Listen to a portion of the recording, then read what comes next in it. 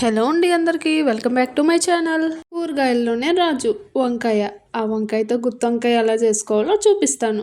ఎక్కువ మసాలాలు లేకుండా సింపుల్గా ఈజీగా చేసుకుందాం. ఇంకా ప్రాసెస్లోకి వెళ్ళిపోదాం, వచ్చేయండి. ముందుగా మసాలా కోసం ఏమేమి రెడీ చేసుకోవాలో చూపిస్తాను.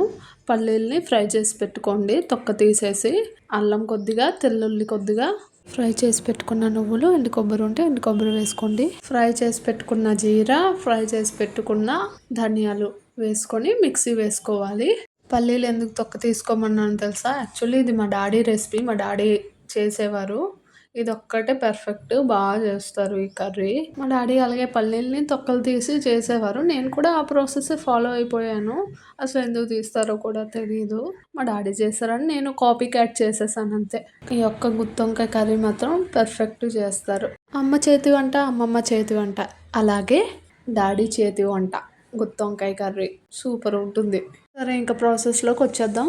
వాటర్ వేసుకుంటూ మసాలాని బాగా మిక్సీ వేసుకోవాలి. బాగా ఫైన్ పేస్ట్గా గ్రైండ్ చేసుకోవాలి. ఇందులోనే కొద్దిగా పసుపు, కొద్దిగా ఉప్పు, కొద్దిగా కారం వేసుకొని గ్రైండ్ చేసేసుకోవాలి. లాస్ట్గా వాటర్ వేసుకుంటూ గ్రైండ్ చేసుకోండి. అలాగని ఎక్కువ వాటర్ చేసేయొద్దు, కొద్దిగా ముద్దగా ఉంటేనే బాగుంటుంది. మసాలా అయితే రెడీ అయిపోయింది.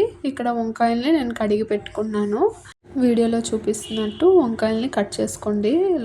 ఇలా కట్ చేసుకుంటే ఏంటంటే మధ్యలో మసాలా పెట్టుకోవడానికి ఈజీగా ఉంటుంది, బాగుంటుంది. గుత్తి వంకాయకి మ్యాక్సిమం ఇలాగే కట్ చేసుకుంటారు, టేస్ట్ ఉంటుంది. చేసి పెట్టుకున్న వంకాయలన్నిటికి మసాలాలు బాగా పట్టించండి. వీడియోలో చూపిస్తున్నట్టు అలా మిడిల్లో పెట్టుకోండి, బాగా పడుతుంది. గుత్తి వంకాయ అప్పుడే టేస్ట్ వస్తుంది. వంకాయలన్నిటికి మసాలాలు పట్టించేసి కడాయిలో వేసుకోండి. కడాయిలో వేసుకున్నాక స్టవ్ ఆన్ చేసుకొని ఆయిల్ వేసుకుంటాను. ఎందుకంటే అవి ముందుగా ఆయిల్ వేసేసి వేసుకుంటే అవి డ్యాన్స్ వేస్తాయి కదా, అవి డ్యాన్స్ వేస్తే మనం కూడా డ్యాన్స్ వేస్తాం. ఎందుకంటే ఆయిల్ వచ్చి మన మీద తుల్లుతుంది. అందుకనేసే నేనైతే ఇలాగే ప్రాసెస్ ఫాలో అవుతాను. మీ ఇష్టం. ముందుగా ఆయిల్ వేసుకున్నాక మనం రెడీ చేసి పెట్టుకున్న వంకాయలు వేసుకున్నా కూడా ఏం కాదు, సిమ్లో పెట్టుకొని వేసుకుంటే. నేను ముందు నుంచి ఇదే ఫాలో అవుతున్నాను అని చెప్పాను కదా, మా డాడీ ప్రాసెస్. అందుకనేసే ఇలాగే చేసుకుంటున్నాను. ఆయిల్ వేసుకున్నాక ఒక 2 minutes వంకాయలకి ఉప్పు కారం పట్టినంత వరకు సిమ్లో పెట్టుకోవాలి.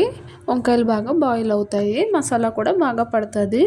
ఇంతకీ గుత్తి వంకాయ అంటే ఇష్టమైన వాళ్ళు ఎంతమంది ఉన్నారు? కామెంట్ బాక్స్లో కామెంట్ చేయండి. అసలు గుత్తి వంకాయ ఇష్టం లేని వాళ్ళు ఎవరైనా ఉంటారా? ఉండరు కదా, అంత బాగుంటుంది. అందుకేనేమో వెజిటేబుల్స్లోని రాజు అన్నారు వంకాయని. ఈ కర్రీతోని సాంబార్, రసం, పప్పు ఏం అవసరం లేదు. గ్రేవీ ఉంటే చాలు, తినేయచ్చు కలుపుకొని అన్నం. ఒక సైడ్ బాగా ఫ్రై అయిపోయింది. ఇప్పుడు సెకండ్ సైడ్ తిప్పుకుంటున్నాను. సెకండ్ సైడ్ కూడా బాగా తిప్పేసుకొని మూత పెట్టేసుకోవాలి. ఈ ప్రాసెస్ మొత్తం సిమ్లో పెట్టుకునే చేసుకోండి. హైలో పెడితే మసాలా మొత్తం మాడిపోతుంది.